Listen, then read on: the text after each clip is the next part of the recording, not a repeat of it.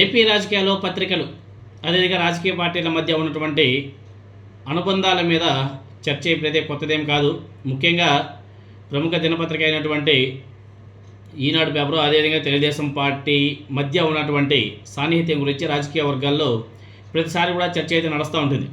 చంద్రబాబు నాయుడు గారు రాజకీయ ప్రస్థానంలో ఈనాడు చాలా కీలక పాత్ర పోషించింది అనే అభిప్రాయం కూడా చాలామంది చెప్తూ ఉంటారు.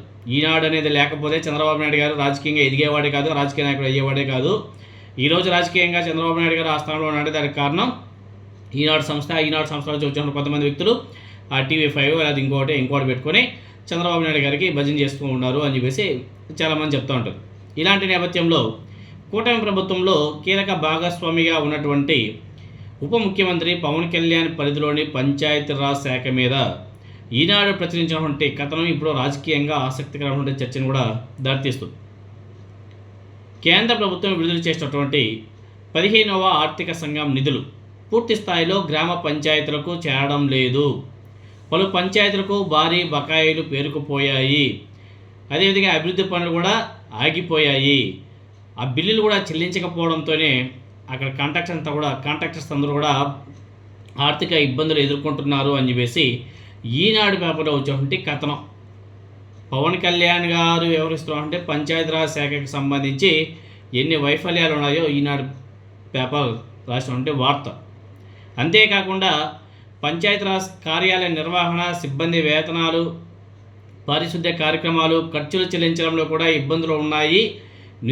నిధుల కొరత కారణంగా తాగే నీరు, రోడ్సు, అదేవిధంగా స్ట్రీట్ లైట్స్, పారిశుద్ధ్యం వంటి ప్రాథమిక సదుపాయాల మీద కూడా ప్రభావం పడుతుంది అని చెప్పేసి ఆ ఈనాడు కథనంలో రాయడం జరిగింది.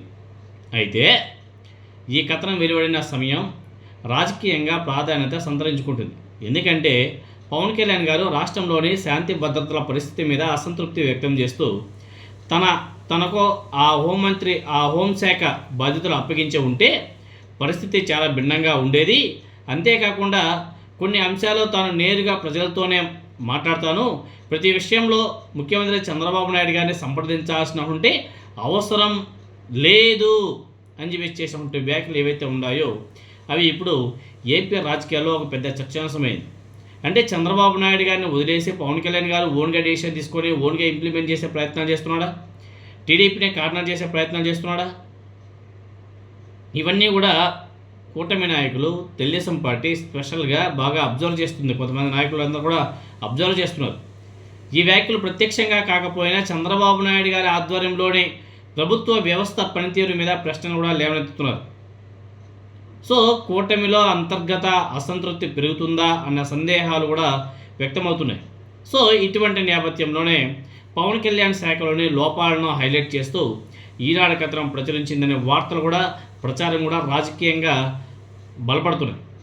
సో మరోవైపు కూటమి భాగస్వామ్యాన్ని దెబ్బతీయకుండా, నేరుగా పవన్ కళ్యాణ్ గారి మీద విమర్శలు చేయకుండా, రాజకీయ విమర్శలు చేయకుండా మీడియా వేదికగా సంకేతాలు పంపే ప్రయత్నం జరిగిందా అనే ప్రశ్నలు కూడా వినబడుతున్నాయి.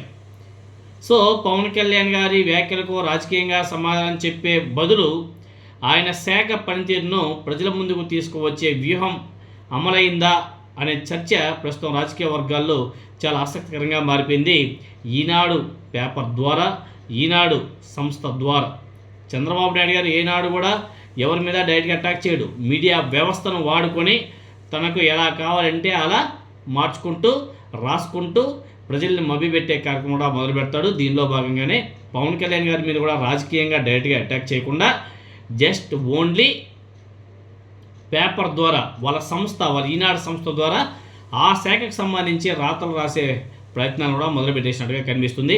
ఈ 2 సంవత్సరాల్లోనే ఎలా ఉంటే రాబోయే 3 సంవత్సరాలు ఏ విధంగా ఉంటాయో మీరైతే కూడా ఒకసారి ఆలోచన చేసుకోవచ్చు.